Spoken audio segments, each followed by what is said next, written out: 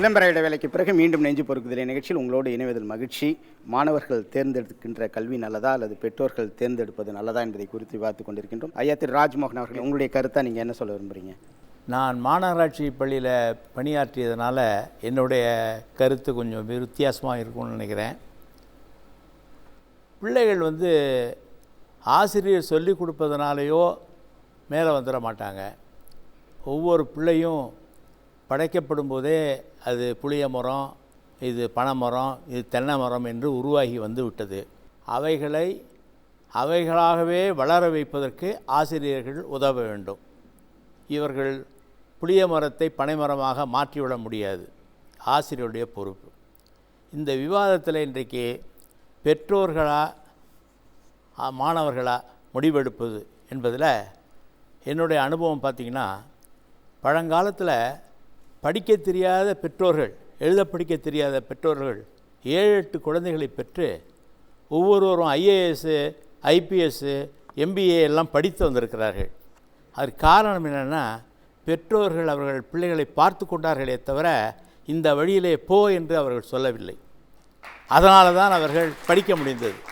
எங்கள் மாநகராட்சி மாணவர்கள் எல்லா வகையிலும் சிறந்தவர்கள். அவர்களுடைய பெற்றோர்கள் பேசவே மாட்டாங்க, சொல்ல மாட்டாங்க, எங்கே போகணும்னு சொல்ல மாட்டாங்க.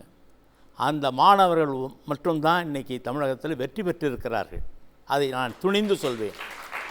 அந்த மாணவி சொன்னார்களே, அதே போல் 10வது முடித்தவுடன் ஒரு ஃபிட்டராகவோ ஒரு வெல்டராகவோ அவன் ஜாயின் செய்து அவன் 10,000 ரூபா சம்பளம் வாங்குகிறான் 18 வயசில். இன்றைக்கு ஆட்கள் கிடைக்கவில்லை, இந்த சாதாரண வேலைகளுக்கு ஆட்கள் கிடைக்கவில்லை. இந்த இன்ஜினியரிங் படிப்புக்கு அனுப்பி விடுறார்களே, தள்ளி விடுறார்களே பெற்றோர்கள், அந்த பிள்ளைகளுக்கு ஒன்றும் தெரியவில்லை. எல்லா தொழிற்சாலைகளிலையும் அதனால தான் டிப்ளமோ ஹோல்டரை கேட்குறாங்க. எனவே பெற்றோர்கள் இந்த பிள்ளைகள் இப்படி தான் வராங்கங்கிறது தெரிந்து நிறுத்தி கொள்ள வேண்டும். பெற்றோர்களுக்கு பிள்ளைகளுக்கு சாய்ஸை விடணும். பெற்றோர்களுக்கு தெரிந்த சாய்ஸு ஒரு 10-15 தான் இருக்கும். இன்றைக்கு சாய்ஸ் மாணவர்கள் மத்தியில் 100-150 விட்டது. அது பெற்றோர்களுக்கு தெரியாது. அதனால் பெற்றோர்கள் என்ஜினியர் போ, டாக்டரை போ, அதுவாக போ, இதுவாக போ என்று சொல்லுவதை நிறுத்தி கொள்ள வேண்டும். பிள்ளைக்கு தெரியும், பிள்ளை அது பனை மரமா, நான் முன்னாலே சொன்னது மேலே புளிய மரமா என்று அதுவே வளர்ந்து கொண்டு வருகிறது. அதை போய் நீ டாக்டருக்கு போனால் அதுங்க ஃபெயிலியர் ஆகிடும். ஆக அவர்கள் உள்ளத்தில் ஒளிஞ்சிருக்கிறது என்னங்கிறத கண்டுபிடிக்கிற வேலை பெற்றோருக்கும் உண்டு, ஆசிரியருக்கும் உண்டு. சரி, சிவராஜ்வேல், உங்களுடைய கருத்தை நீங்கள் சொல்லுங்கள். ஒரு மனிதனோட வெற்றி ஸ்கூல் எஜுகேஷனாக இருந்தாலும் சரி, காலேஜ் எஜுகேஷனாக இருந்தாலும் சரி, அவனோட வேலை வாய்ப்பாக இருந்தாலும் சரி, 3 விஷயத்தை வச்சு நம்ம இவாலுவேட் பண்ணலாம். ஒன்று ஸ்கில்ஸ், அவங்களோட திறமை. 2வது இன்ட்ரெஸ்ட், விருப்பம். 3வது வேல்யூஸ், அவங்க எதை முக்கியத்துவமாக நினைக்கிறாங்க. இந்த 3 சரிசமமான அளவில் இருந்தால் தான் வெற்றி அப்படிங்கிறது சாத்தியமாக இருக்க முடியும். இந்த இன்ட்ரெஸ்ட்டும் எபிலிட்டியும் இதை கண்டினியூஸாக மானிட்டர் பண்ணிக்கிட்டே இருக்கணும். இதை இதில் பேரண்ட்ஸோட பங்கு அதிகமாக இருக்குது. ஏன்னா இனிஷியல் டேஸில் பேரண்ட்ஸு கூட தான் குழந்தைகள் அதிகமான டைம் ஸ்பெண்ட் பண்ணுறாங்க. ஸ்கூல் போக ஆரம்பித்ததுக்கப்புறம் அந்த அதிகமான டைம் டீச்சர்ஸு கூட ஸ்பெண்ட் பண்ணுறது, பியர் குரூப் கூட ஸ்பெண்ட் பண்ணுறது, ஸ்கூலில் ஸ்பெண்ட் பண்ணுறது அப்படிங்கிறது அதிகமான டைம் எடுக்குது. ஏன்னா ஸ்கூல் முடிஞ்சதுக்கப்புறம் டியூஷன் போக வேண்டியது இருக்குது. டியூஷன் முடிஞ்சதுக்கப்புறம் வீட்டுக்கு தூங்க தான் முடியுமோ தவிர அவங்க பேரண்ட்ஸ் கூட பேசுகிறது, பேரண்ட்ஸ் இவங்களுக்கு எது அவங்களுக்கு விருப்பமாக இருக்குது அப்படிங்கிறத தெரியறதுக்குள்ள வாய்ப்பு கம்மியாகிட்டே இருக்குது.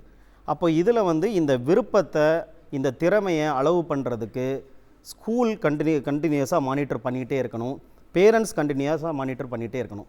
எதுக்கு எங்கள் அப்பா சொல்கிற பாடத்தை நான் எடுக்கணும், எதுக்கு எங்கள் அம்மா சொல்கிற பாடத்தை நான் எடுக்கணுங்கிற கோபம் ஒரு ஸ்டூடெண்ட்டுக்கும் வருது. அந்த ஸ்டூடெண்ட்டுக்கு ஏன் கோபம் வருதுன்னா, அல்டிமேட்டாக நீங்கள் ஏன் என்னை கம்பல் பண்ணுறீங்க அப்படின்னு. இவங்க ஏன் இதை திணிக்கிறாங்க அப்படின்னா, அதில் ஒரு மிகப்பெரிய விஷயம், குழந்தைங்களை அவங்க அவங்களோட பிம்பமாக பார்க்குறாங்க, அவங்களோட பிரதிபலிப்பாக பார்க்குறாங்க.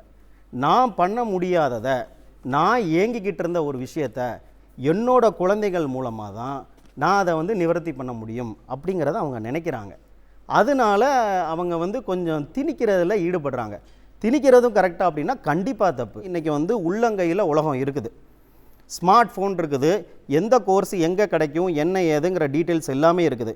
இது ஒரு பேரண்ட்ஸோட இன்புட்டை வச்சுக்கணும், அந்த கேண்டிடேட்டோட இன்புட்டை வச்சுக்கணும். இதை வச்சு ஒரு ப்ரொஃபஷ்னல் கவுன்சிலர் மூலமாக ஒன்று தேர்ந்தெடுக்கும் போது அவரோட அசஸ்மெண்ட் கொஞ்சம் சயின்டிஃபிக்காக இருக்கும். உனக்கு இது சரி, உனக்கு இது கரெக்டாக வராதுங்கிறத அசஸ் பண்ணுவாங்க. அதனால் நம்ம பாலை வந்து அவங்க கோர்ட்டில் போடுறது நல்லது. விமலா மேடம், இன்றைக்கு பெற்றோர்கள் தேர்ந்தெடுப்பது நல்லதா இல்லது பிள்ளைகள் தேர்ந்தெடுப்பது நல்லதா? சின்ன வயசுலேருந்து என்ன பிரச்சனை பேரண்ட்ஸ் கிட்டனா, வெளியில் கூட்டிகிட்டு போகிறோம் குழந்தைய அப்படின்னா ஒரு பலூன் வாங்கி கொடுக்க சொல்லி குழந்தை கேட்குது அப்படின்னா பலூன்லாம் வாங்கக்கூடாது, வாங்கினா அது உடஞ்சிரும். உடஞ்சா தானே பலூனு. விசில் கேட்டுது குழந்தை அப்படின்னா விசிலை வாங்கி கொடுத்துருவாங்க சில பேரண்ட்ஸ், ஊதவே கூடாதுன்னுவாங்க.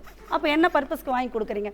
நம்ம என்ன பிரச்சனை அப்படின்னா சின்ன வயசுலேருந்தே குழந்தைகள் என்ன சொல்கிறது என்பதை காது கொடுத்து கேட்கணும், கேட்டு பதில் சொல்லணும். என்ன ஆச்சுன்னா சின்ன வயசுலேருந்தே பிள்ளைங்களுக்கு என்ன மனப்பான்மோ அப்பா அம்மா நம்ம எதை சொன்னாலும் கேட்க மாட்டாங்க. அப்பா அம்மாவுக்கு என்ன மனப்பான்மோ பிள்ளைங்க எது சொன்னாலும் அது சரியாக இருக்காது. இந்த விதமான இந்த விஷயந்தான் அப்பா அம்மா சொல்லுகிற படிப்பை கூட என்னால் படிக்க முடியாதுங்கிற ஒரு நிலைமைக்கு இந்த குழந்தைங்க தள்ளப்படுறாங்க. வள்ளுவர் சொல்லுவார், ஆக்கம் அதர்வினாய் செல்லும் அசைவிலா ஊக்கம் உடையான் உழை. நீ எவ்வளவு பெரிய, நீ பாடகராகுங்க, நீங்கள் வக்கீலாகுங்க, நீங்கள் எழுத்தாளராகுங்க, பேச்சாளராகுங்க, ஆனால் உங்களுக்குள்ள ஒரு அசைவிலா ஊக்கம் இருக்கணும். அந்த ஊக்கம் எப்படி வந்தது? இப்போ நான் அந்த பெண்ணை சொன்ன பிசிஏ நான் படிக்க விரும்புகிறேன், எப்படி வந்ததுன்னு கேளுங்க, முழிப்பாவை. அப்படி என்னன்னா ஒரு விஷயம் என்ன சொல்கிறேன் அப்படின்னா நமக்கு எப்படி அந்த விஷயம் வந்ததுன்னு நமக்கு புரிஞ்சிக்க முடியாத அடலைஸ்டு பருவம் அது. அந்த நேரத்தில் நீங்கள் பேரண்ட்ஸ் சொல்கிறத கேட்கலாம், ஒன்றும் பிரச்சனை கிடையாது. பேரண்ட்ஸ்க்கு என்ன பிரச்சனை அப்படின்னா பிள்ளைங்க சொல்கிறாங்கன்னா முதல்ல காது கொடுத்து கேளுங்க, அந்த விஷயத்தை அவங்க ஆராய்ச்சி பண்ணுங்க. அது நீங்கள் பசங்கக்கிட்டே பேசுங்க, இதுக்கு ஒரு கவுன்சிலர் வரணும்னு அவசியம் கிடையாது. பசங்ககிட்ட பேசுங்க. தன்னுடைய குழந்தையுடைய ஃப்ரெண்டும் நல்ல விஷயம் தெரிஞ்சவங்களா இருக்கலாம், அவங்கள கூப்பிட்டு வச்சு பேசலாம். எங்கள் கல்லூரி அரசு கல்லூரியிலேயே அவங்க வந்து கெமிஸ்ட்ரிக்கு அந்த பிள்ளை போட்டிருக்கா, அப்ளிகேஷன் ஃபார்ம் போட்டிருக்கா. இருக்கிற சீட்டு 50 தான். 50 பேரில் கவுன்சிலிங்கில் அவளுக்கு வரலை. அப்போ அவள் என்ன பண்ணுவா? நான் கெமிஸ்ட்ரி தாங்க படிப்பேன், நீங்கள் வந்திருக்கிறீங்கம்மா சேர்ந்து கரெக்டாக நான் அந்த குறிக்கோளோடு தான் நுழைஞ்சிருக்கிற கல்லூரிக்குள்ளே. இப்போ கெமிஸ்ட்ரி கிடைக்கல. அப்போ அடுத்ததான் அவங்க என்ன சொல்கிறாங்க, இங்கிலீஷ் சேர்ந்துக்கோன்னு சொல்கிறாங்க. அப்போ வேறு வழி இல்லாமல் இப்போ அங்கே பெற்றோர் தீர்மானிக்கல, அதை நீங்கள் புரிஞ்சுக்கணும், பெற்றோர் தீர்மானிக்கல. அப்போ என்ன சொல்லுவா, நான் படிக்கணும், வேறு வழியில் எல்லா காலேஜ்லேயும் கவுன்சிலிங் முடிஞ்சு போச்சு. பெற்றோர் பேசாமல் நிற்கிறாங்க. அந்த அம்மாவுக்கு தெரிஞ்ச ஒரே ஒரு விஷயம் அழுறது தான், ஐயோ நம்ம பிள்ளை போட்டது கிடைக்கலையே. உடனே இவளே சொல்கிறா, பிஏ இங்கிலீஷ் நான் சேர்ந்துக்கிறேன். அப்போ உங்களுடைய அந்த லட்சிய கோடு என்ன ஆச்சு? அப்போ என்ன பண்ணணும், நம்ம என்ன விஷயம் இப்போ அப்படின்னா நம்மளுக்கான ஒரு சாய்ஸ் நம்ம வச்சுருக்கிறோம் தான். அது கிடைக்காத பட்சத்தில் ஒரு விஷயம் சொல்லட்டுமா, கல்விங்கிறது என்ன தெரியுமா, வாழ்விற்கு அணியாகவும் தாழ்விற்கு துணையாகவும் இருப்பது தான் கல்வி.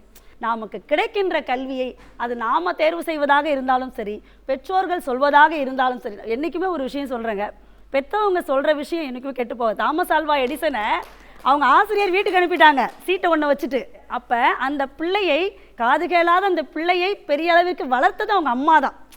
அதனால் நம்ம யாரையுமே குறை சொல்லிட முடியாது, அந்தந்த சூழல் தான் அதை மாற்றுது. அதனால் நீங்கள், இது என்னுடைய அறிவுரை என்னென்னா, சில விஷயங்கள் நமக்கு கிடைக்காமல் போனாலும் கிடைத்ததை எப்படி நம்முடைய வாய்ப்பாக மாற்றிக்கொள்வதுங்கிறது தான் சிறந்த ஒரு விஷயமா இருக்கும். நன்றி மேடம்.